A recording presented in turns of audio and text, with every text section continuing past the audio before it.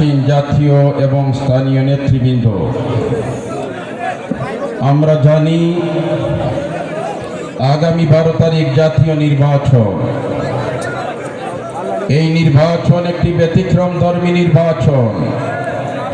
এই নির্বাচনের মাধ্যমে আমাদেরকে সিদ্ধান্ত নিতে হবে আগামী বাংলাদেশ হবে সন্ত্রাস মুক্ত বাংলাদেশ। এই নির্বাচনের মাধ্যমে আমাদেরকে সিদ্ধান্ত নিতে হবে আগামী বাংলাদেশ হবে বৈষম্যহীন বাংলাদেশ। এই নির্বাচনের মাধ্যমে আমাদেরকে সিদ্ধান্ত নিতে হবে আগামী বাংলাদেশ হবে দুর্নীতিমুক্ত বাংলাদেশ। সম্মানিত এলাকাবাসী, আগামী 12 তারিখ নির্বাচন। এই নির্বাচনের প্ল্যাটফর্ম যারা তৈরি করেছে, 24শে জুলাই আন্দোলন যারা করেছে, আমি তাদেরকে শ্রদ্ধার সাথে স্মরণ করি। যারা শাহাদাত বরণ করেছে, আমি দোয়া করি আল্লাহর দরবারে, হে আল্লাহ তাদেরকে জান্নাত নসিব করে দাও। যারা পঙ্গুত্ব বরণ করেছে, আহত হয়েছে, আল্লাহ তাদেরকে সুস্থতা দান করো। তাদের এই ত্যাগের বিনিময়ে আমরা এই প্ল্যাটফর্ম পেয়েছি। আমার ভোট আমি দিব, যাকে ইচ্ছা তাকে দিব। সম্মানিত জকিগঞ্জ সানাইঘাটবাসী,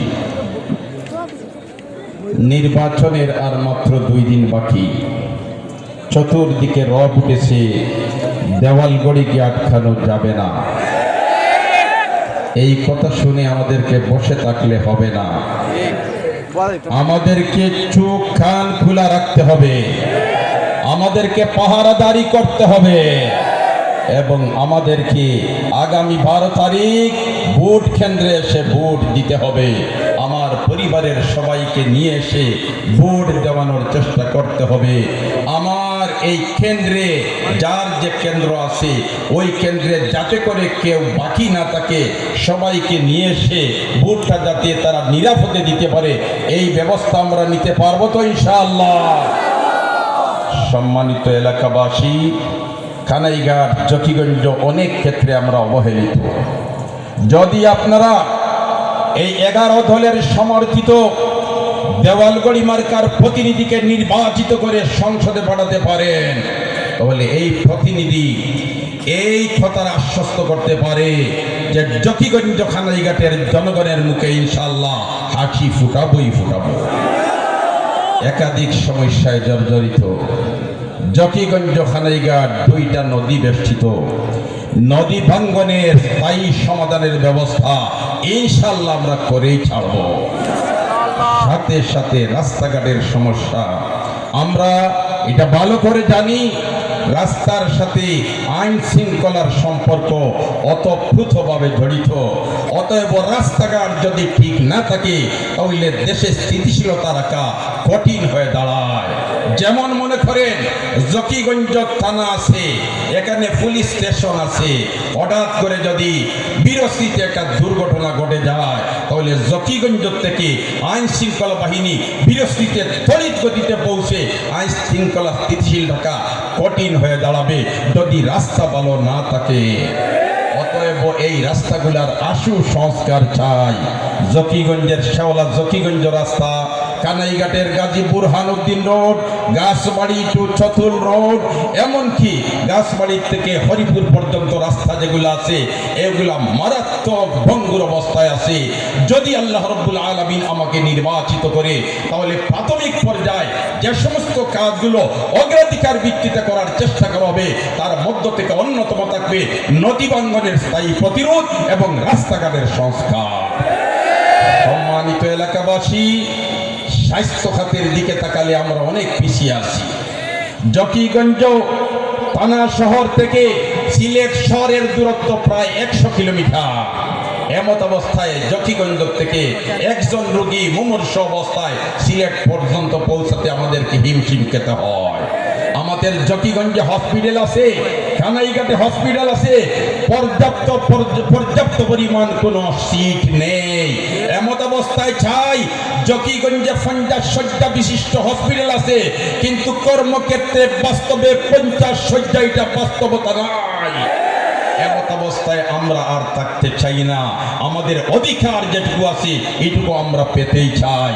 অতএব আসুন, যদি দেওয়ালগড়ি মার্কার প্রতিনিধি আপনারা আপনাদের মূল্যবান ভোট দিয়ে বিজয়ী করে 11 দলের হাতকে শক্তিশালী করতে পারে, ইনশাআল্লাহুল আজিজ আমাদেরকে আর এইভাবে পিছনে রাখা যাবে না। কানাইঘাটের হসপিটালের অবস্থা বঙ্গর।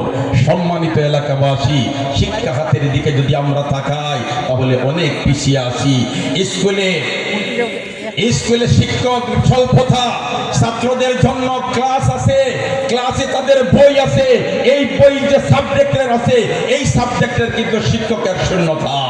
এমত অবস্থায় আমরা আর দেখতে চাই না। কেননা আজকের ছাত্র দ্বারা তারাই আমাদের আগামী ভবিষ্যৎ। অতএব আমাদের আগামী ভবিষ্যৎকে আর আমরা অন্ধকারে রাখতে চাই না। অতএব আসুন আমরা এই শিক্ষা খাতকে সামনের দিকে এগিয়ে নেওয়ার চেষ্টা করি। সম্মানিত এলাকাবাসী, জকিগঞ্জে গ্যাস উত্তোলনের ব্যবস্থা হচ্ছে আলহামদুলিল্লাহ, কিন্তু এই গ্যাস জকিগঞ্জ খানাইঘাটের স্থানীয়দেরকে না দিয়ে যদি অন্যত্র নেওয়ার ব্যবস্থা করা হয় তাহলে এটা কোনো অবস্থায় জকিগঞ্জ খানাইঘাটের জনগণ মেনে নিবে না। আমরা যদি সংসদে যেতে পারি ইনশাআল্লাহুল আজিজ স্থানীয় সমস্যা সমাধানের পরে জাতীয়ভাবে নেওয়ার জন্য আমরা কিন্তু কোনো বাধা দিব না। সম্মানিত এলাকাবাসী, কানাইঘাটে খনিজ সম্পদ আছে, যেমন পাথর কুয়ারি আছে।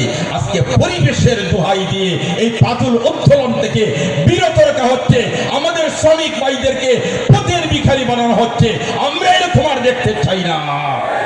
যদি আপনারা দেওয়ালগড়ি মার্কার প্রতিনিধিকে নির্বাচিত করে সংসদে পাঠাতে পারেন, ইনশাআল্লাহুল আজিজ পরিবেশের ভারসাম্য রক্ষা করে কিভাবে এই পাথরগুলো উত্তোলন করা যায় সেই ব্যবস্থা আমি করেই ছাড়বো ইনশাআল্লাহ।